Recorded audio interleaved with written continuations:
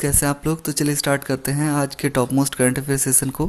जैसा कि आपको पता है कि ये सेशन आपको डेली बेसिस पे प्रोवाइड किया जाता है और काफ़ी इंपॉर्टेंट है। तो जिन लोगों ने हमारे चैनल को सब्सक्राइब नहीं किया है सब्सक्राइब कर लीजिएगा, बेल आइकन को प्रेस करके ऑल बटन के साथ ऑन कर दीजिएगा ताकि रेगुलर अपडेट आपको मिलते रहे। तो चलिए चलते हैं पहले क्वेश्चन की ओर। जी हाँ, केंद्र सरकार ने संसद की लोक लेखा समिति जिसे पीएसी कहते हैं को पुनर्गठित करके अध्यक्ष किसे बनाया है। बिल्कुल, केंद्र सरकार ने लोक लेखा समिति का पुनर्गठन किया है और अध्यक्ष किसे बनाया है। ऑप्शन आपको दिए गए हैं, सही आंसर बताइएगा। तो जी हाँ, इसका सही आंसर क्या है, ऑप्शन बी अधीर रंजन चौधरी। तो लोक लेखा जो समिति होती है उसका जो अध्यक्ष चुना जाता है वो मुख्यतः विपक्ष के किसी नेता को चुना जाता है और वर्तमान में अधीर रंजन चौधरी विपक्ष के नेता हैं और विपक्ष की ओर से कांग्रेस पार्टी की ओर से वो दावेदारी रखे हैं। तो काफ़ी इम्पॉर्टेंट है। चलिए इसके डिटेल्स की ओर चलते हैं। इसके डिटेल्स को आप अच्छी तरह से देख लीजिए ताकि इससे रिलेटेड अगर कोई क्वेश्चंस आपको पूछे जाते हैं तो वो आपके एग्ज़ाम में मिस ना हो।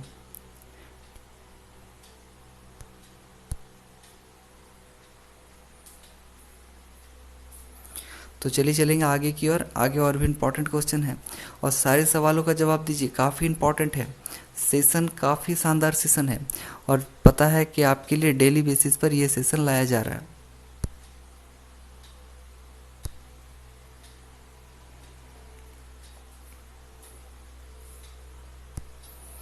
जी हाँ, ध्यान दीजिएगा। किन भारतीयों ने फीचर फोटोग्राफी के लिए वर्ष 2020 का पुलित्जर पुरस्कार जीता है। बिल्कुल, वर्ष 2020 का पुलित्जर पुरस्कार किन भारतीयों को मिला है और वो भी किस कारण से मिला है, फीचर फोटोग्राफी के लिए। तो ऑप्शन आपको दिए गए हैं, सही आंसर बताइए इसका। जी हाँ, इसका सही आंसर बताइए। तो बिल्कुल इसका सही आंसर क्या है, ऑप्शन ए दार यासीन, मुख्तार खान और Channi Anand is the right answer. Option A इसका सही आंसर है। तो चलिए चलते हैं इसके डिटेल्स की ओर और डिटेल्स को आप अच्छी तरह से देख लीजिए ताकि इससे रिलेटेड अगर कोई क्वेश्चंस आपके एग्ज़ाम में पूछे जाते हैं तो वो आपके मिस ना हो। और कभी कभी ऐसा होता है कि मेन टॉपिक से हटकर भी क्वेश्चंस पूछ लिए जाते हैं, इसलिए आपको इस वीडियो में काफ़ी इंपॉर्टेंट डिटेल्स को अच्छी तरह से प्रोवाइड कर दिया जाता है। तो ध्यान से इस डिटेल्स को देख लीजिए। तो चलिए चलेंगे आगे की ओर। आगे और भी इम्पोर्टेंट क्वेश्चंस का कलेक्शन है।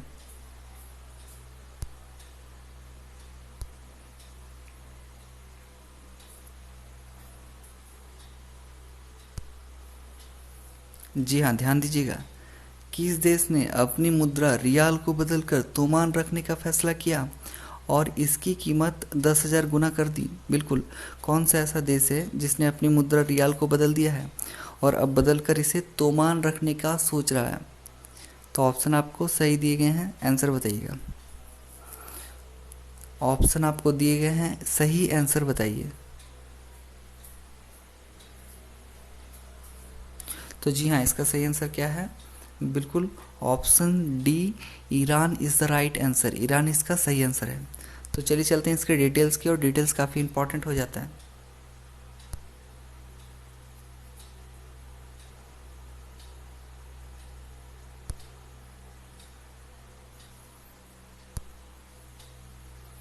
बिल्कुल ध्यान दीजिएगा कि अब तक ईरान की मुद्रा रियाल थी जो अब तोमान कर दी गई है। अब 10,000 रियाल के बराबर एक तोमान होगा, मतलब अपनी मुद्रा से 4 शून्य घटा दिया है। काफ़ी इम्पॉर्टेंट है और अमेरिकी प्रतिबंध के चलते मुद्रा में बड़ी गिरावट को रोकने के लिए ये बड़ा फैसला लिया गया है ईरान की वर्तमान सरकार के द्वारा। काफ़ी इम्पॉर्टेंट है और दरअसल रियाल की हालत इतनी ख़राब हो गई है कि एक अमेरिकी डॉलर की कीमत 156,000 रियाल तक पहुंच गई है। काफ़ी इम्पॉर्टेंट है और ध्यान में रखिएगा, रियाल की जो कीमत गिरी है इस कीमत को बहुत हद तक सुधारने के लिए वहाँ की मुद्रा वर्तमान गवर्नमेंट में ने वहाँ के रियाल से बदलकर तोमान में करने का फैसला लिया है। काफ़ी इम्पॉर्टेंट है, ध्यान में रखिएगा। तो चलिए आगे चलते हैं। आगे और भी इम्पॉर्टेंट क्वेश्चंस का कलेक्शन है।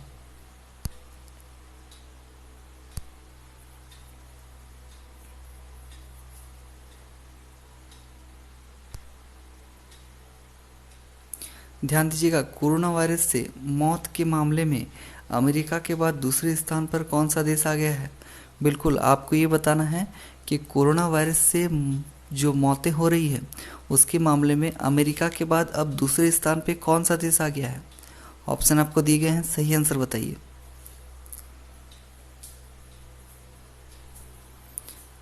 जी हाँ, इसका सही आंसर बताइए।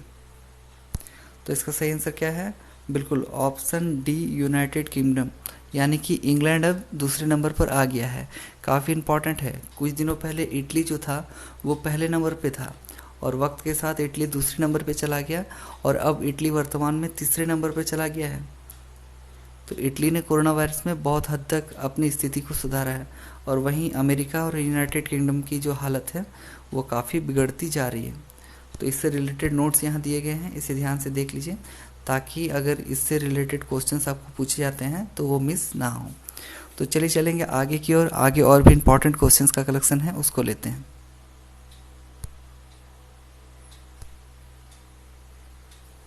जी हाँ, ध्यान दीजिएगा, काफ़ी इंपॉर्टेंट क्वेश्चन है।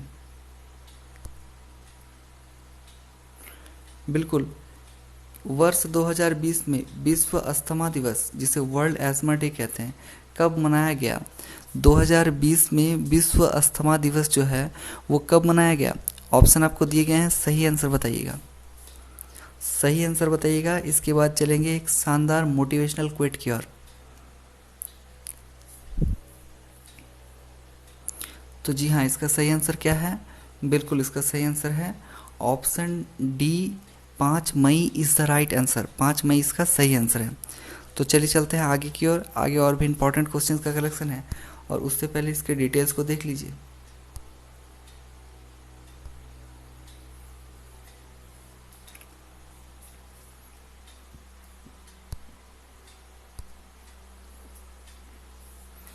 तो बिल्कुल चलेंगे अब शानदार मोटिवेशनल क्विट की ओर और जो काफ़ी ज़्यादा आपको मोटिवेशन देगा लाइफ में आगे बढ़ने के लिए। तो इसके डिटेल्स को देखिए। अब देखते हैं आज के मोटिवेशनल क्विट की ओर। बिल्कुल ध्यान दीजिएगा, असफलता तभी आती है जब आप अपने आदर्श, उद्देश्य और सिद्धांत भूल जाते हैं। बिल्कुल, आप में जो खासियत है आप उस खासियत का उपयोग करना अगर छोड़ देंगे, अपने आदर्शों से मुकर जाएंगे, अपने सिद्धांतों से पीछे हट जाएंगे, तो गौरतलब है कि असफलता तो बनती ही है। इसलिए सफल होने के लिए हमेशा अपने आदर्श, उद्देश्य और सिद्धांत को साथ लेकर चलिए और मजबूती से लेकर चलिए। तो चलिए आगे चलते हैं, काफ़ी इंपॉर्टेंट क्वेश्चंस हैं आगे, उनको लेते हैं।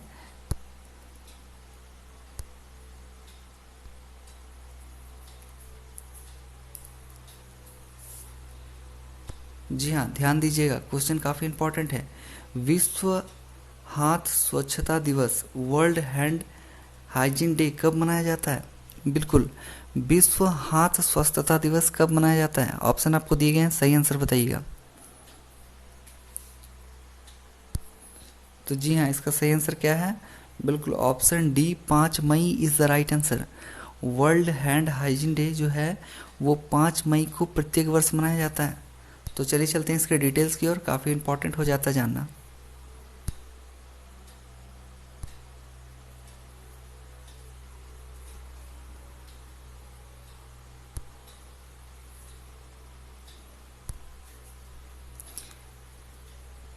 बिल्कुल ध्यान दीजिएगा, यह दिवस विश्व स्वास्थ्य संगठन WHO ने घोषित किया था, जिसे कहें तो दूसरे शब्दों में वर्ल्ड हेल्थ ऑर्गेनाइजेशन कहते हैं। और यह दिन कई गंभीर संक्रमणों को दूर करने में भूमिका को साफ और सुरक्षित हाथों के लिए मनाया जाता है। और यह जो अभियान मनाया जाता है, इसका theme save lives clean your hands है। और इस साल का थीम जो है वो क्या है, save life clean your hands है। और ग्लोबल हैंड हाइजीन डे का मुख्य लक्ष्य यह पहचानना है कि हैंड वॉश करना सबसे प्रभावी कार्यों में से एक है। बिल्कुल, हैंड वॉश काफ़ी इम्पॉर्टेंट है और आपको पता है कि वर्तमान में पूरी दुनिया कोरोना वायरस से सर्वाइव कर रही है और इससे सर्वाइव करने के लिए हैंड को समय समय पर धोने का जो प्रोसेस बताया गया है वो काफ़ी कारगर बताया गया है। तो इसीलिए काफ़ी इम्पॉर्टेंट हो जाता है, ध्यान में रखिएगा। तो चलिए चलते हैं आगे की ओर। आगे और भी इम्पॉर्टेंट क्वेश्चंस हैं।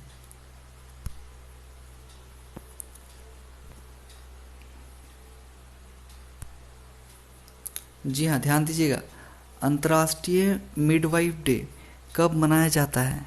इंटरनेशनल मिडवाइफ डे कब सेलिब्रेट किया जाता है, आपको बताना है। ऑप्शन आपको दिए गए हैं, सही आंसर बताइएगा। जी हाँ, इसका सही आंसर बताइएगा कि इंटरनेशनल मिडवाइफ डे कब मनाया जाता है।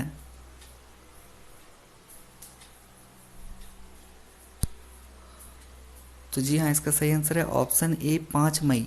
5 मई इसका सही आंसर है। और ये जो डे है, ये मुख्यतः जो घर में दाई होती है, ताया होती है, जो हमारे बच्चों को या फिर हमारे परिवार के छोटे सदस्यों की देखभाल करती है, उनको प्रोत्साहित करने के लिए और उनके प्रति अपनी प्रतिबद्धता व्यक्त करने के लिए मनाया जाता है। काफ़ी इम्पॉर्टेंट है। तो चलिए, इसके रिलेटेड डिटेल्स यहाँ पे दिए गए हैं और इन डिटेल्स को आप अच्छी तरह से पढ़िए और इनका प्रॉपर नोट्स बनाया कीजिए, ताकि अगर इससे रिलेटेड कोई क्वेश्चंस आते हैं तो वो आपके मिस ना हो। तो ये रहे आपके डिटेल्स।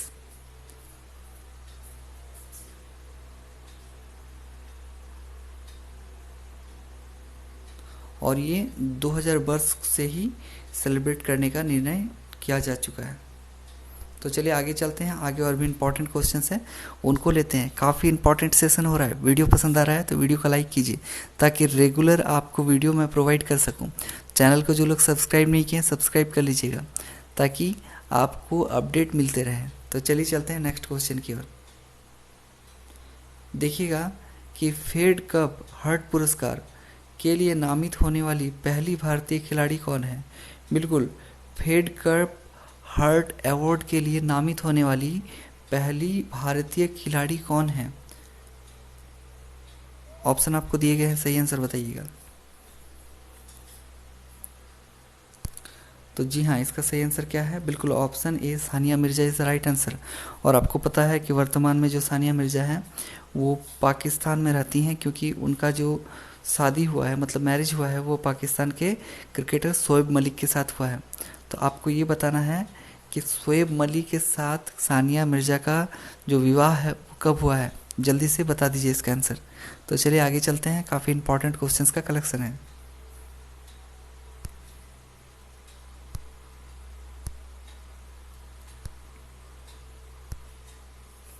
तो बिल्कुल ध्यान दीजिएगा, इसके नोट्स को। काफ़ी इंपॉर्टेंट है कि 30 अप्रैल 2020 को फेड कप हर्ट पुरस्कार के लिए नामित होने वाली पहली भारतीय खिलाड़ी बनी है सानिया मिर्जा। और हर्ट पुरस्कारों के विजेता का फैसला प्रशंसकों की ऑनलाइन वोटिंग के आधार पर होगा, जो 1 मई से 8 मई तक चलेगी। और यह फेड कप हर्ट पुरस्कार का 11वां सत्र है। बिल्कुल ध्यान रखिएगा कि 2020 में जो मनाया जा रहा है वो 11वां सत्र है फेड कप हर्ट पुरस्कार का। काफ़ी इंपॉर्टेंट है। चलिए चलते हैं आगे की ओर।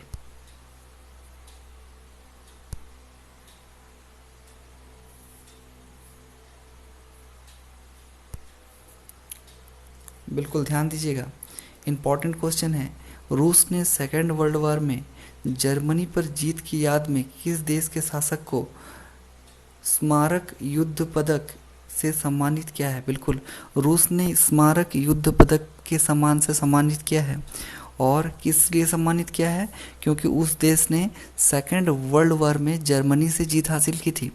तो ऑप्शन आपको दिए गए हैं, सही आंसर बताइएगा। सही आंसर बताइए कि रूस ने किसे, यानी किस देश के शासक को स्मारक युद्ध पदक से सम्मानित किया है? तो जी हाँ, इसका सही आंसर क्या है? बिल्कुल, इसका सही आंसर है ऑप्शन सी, उत्तर Korea is the right answer. उत्तर कोरिया के जो प्रमुख शासक हैं, जिनका नाम किम जोंग उन है, उन्हें ये अवार्ड या उपाधि प्रदान की गई है। काफ़ी इंपॉर्टेंट है। तो इसके रिलेटेड डिटेल्स यहाँ दिए गए हैं, आप चाहें तो इसे पूरी अच्छी तरह से पढ़ सकते हैं। और हाँ, वीडियो पसंद आ रहा है तो वीडियो को ज़्यादा से ज़्यादा शेयर कीजिए, चैनल को शेयर कीजिए, ताकि रेगुलर लोग इसके साथ जुड़ सके। और आपको पता है कि चैनल में रेगुलर क्लासेस हो रही हैं। तो चलिए चलते हैं आगे की ओर। आगे और भी इम्पोर्टेंट क्वेश्चंस हैं, उनको लेंगे। तो यह रहा इससे रिलेटेड नोट, काफ़ी इंपॉर्टेंट है, इसे देख लीजिएगा।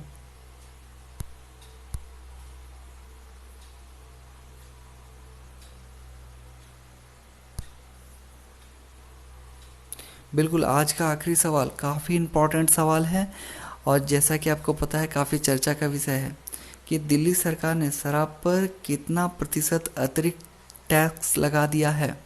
बिल्कुल, दिल्ली सरकार ने अब वहाँ के शराब पर अतिरिक्त टैक्स लगा दिया है, और कितने परसेंट का अतिरिक्त टैक्स लगाया है ये आपको बताना है। ऑप्शन आपको दिए गए हैं, सही आंसर बताइएगा। तो जी हाँ, इसका सही आंसर क्या है? बिल्कुल, इसका सही आंसर है option C, 70% is the right answer. Delhi सरकार ने मौजूदा हालात में शराब की बिक्री को देखते हुए उस पर 70% का टैक्स लगा दिया है, फिर भी बिक्री कमने का नाम नहीं ले रही है। काफ़ी संख्या में दुकानों के आसपास भीड़ जमा हो रही है। तो चलिए चलते हैं इसके डिटेल्स की ओर। काफ़ी शॉर्ट डिटेल्स है, इसको ध्यान से देख लेते हैं।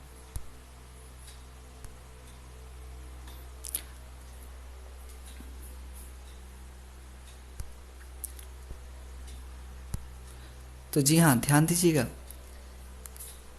कि मुख्यमंत्री अरविंद केजरीवाल ने इस टैक्स को स्पेशल कोरोना फीस का नाम दिया है। बिल्कुल, अरविंद केजरीवाल जी ने वर्तमान में जो शराब पर टैक्स लगाया गया है उसे स्पेशल कोरोना फीस का नाम दिया है। तो ये थे आज के इंपॉर्टेंट करंट अफेयर्स। काफ़ी इंपॉर्टेंट क्वेश्चंस का कलेक्शन था, और जैसा कि आपको पता है कि चैनल पर रेगुलर क्लासेस हो रही हैं, और जो लोग स्पेशली झारखंड पीएससी की तैयारी करना चाहते हैं, क्योंकि आपको पता है कि बहुत जल्द झारखंड पीएससी का नोटिफिकेशन आने वाला है और उससे रिलेटेड बहुत सारी वैकेंसियाँ भी आने वाली हैं। तो जो लोग झारखंड पीएससी की क्लासेस करना चाहते हैं, चैनल को सब्सक्राइब कर लीजिए। प्लेलिस्ट में झारखंड पीएससी के स्पेशल क्लासेस का वीडियो जारी है, आप लोग देखिए और शानदार तरीके से अपने क्लास को एंजॉय कीजिए। तो मिलते हैं फिर नेक्स्ट वीडियो में, तब तक के लिए गुड बाय।